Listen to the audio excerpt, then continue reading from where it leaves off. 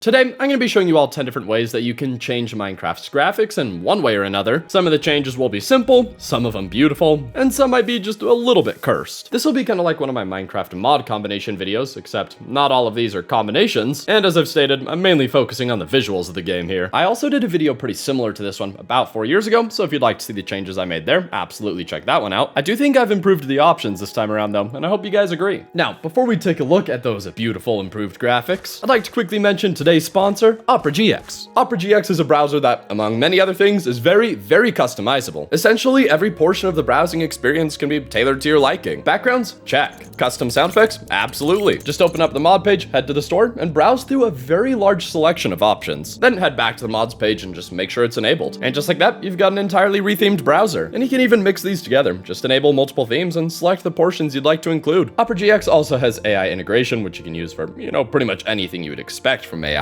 It's readily available on the sidebar, so you've got quick and easy access to it at all times. The GX Corner is also a great feature. It's got a release calendar for pretty much every upcoming game, which I love, and it's also a great way to find games on sale. Opera GX also has built-in apps like Discord or your favorite music services, and you can pin or remove these as you please. For me, I usually prefer a nice minimal view, and with just a little configuration, you can get exactly that. So if you'd like to give Opera GX a try, be sure to check it out through the link in the description below. It's really easy to import all your settings from another browser, making the transition quite seamless, and overall, it's absolutely worth checking out. Anyway, thank you Opera GX for sponsoring this video, and now it's time to check out all those various visual changes. So we'll start off with the aforementioned cursed graphics, and this is going to be a combination of a few mods. The first, which you've likely seen before, is the NoCubes mod. This mod's been out for years, and is still one of the strangest, yet also pretty cool mods to come out. Cubes are pretty integral to Minecraft, and this mod kinda just goes ahead and smooths them out. But we can commit greater blasphemy against this game than that, with the addition of the mod called Foliage and Trees Realistic 3D HD NoCube. This mod's got an AliExpress title. Anyway, when combined, you're greeted with the beautiful visuals akin to a 2004 PlayStation 2 game, but it's still got that Minecraft charm.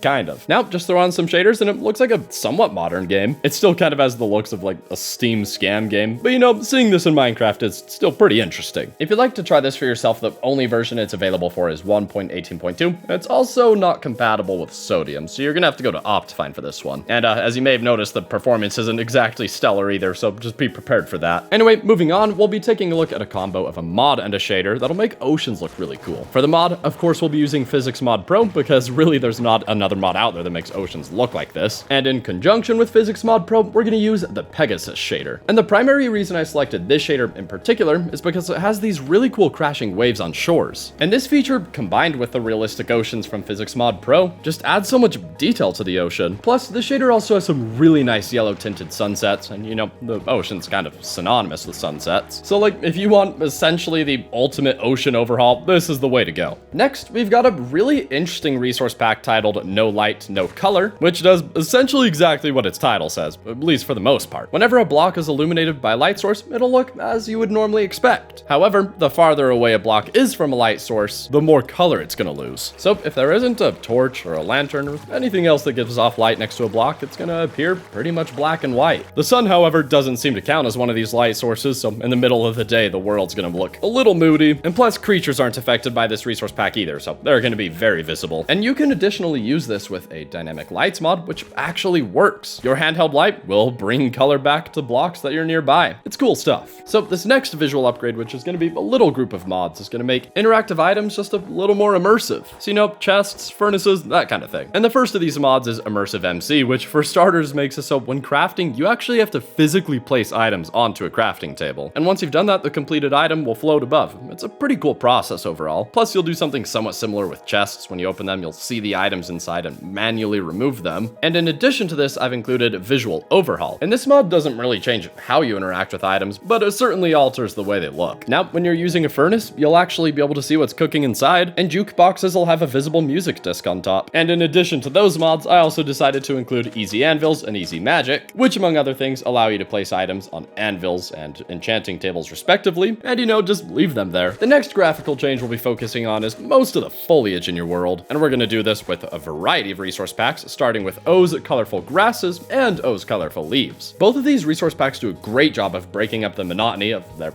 respective foliage. So grass will have much more variety to it in both color and shape, and at least when it comes to textures, the same goes for leaves. In addition to this, we'll install Grass Plus, which will give more variety to the actual grass blocks themselves, and I also went ahead and installed Dronko's alternative Bushy Leaves, which are certainly some of the more unique resource pack leaves I've seen. They're definitely a little unconventional, but I like them. And finally, I've included Fancy Crops. And this pretty much does for your crops what O's colorful grasses does for grass. It adds more detail and variety. Once you've combined all of these resource packs, the foliage in your world is going to be a lot more detailed and interesting. And yes, I used 5 resource packs for one section, but I think it was worth it. Now, moving on, we'll be taking a look at a really cool shader called RetroVision. Once installed, Minecraft will immediately have a VHS aesthetic, which, overall pretty quickly changes the entire vibe of Minecraft. Suddenly, it looks like lost footage, and if you combine this with the CameraOverhaul mod, that's just only going to amplify the effect. And you can customize how strong the shader is, so if you don't want it to be quite so VHS-y, you can turn things down a bit. And there's even a black and white option if you'd like to make things look even older. After that, we're going to be taking a look at the overall simplest tweak in this video. First, you're going to want to install Complementary Shaders, which,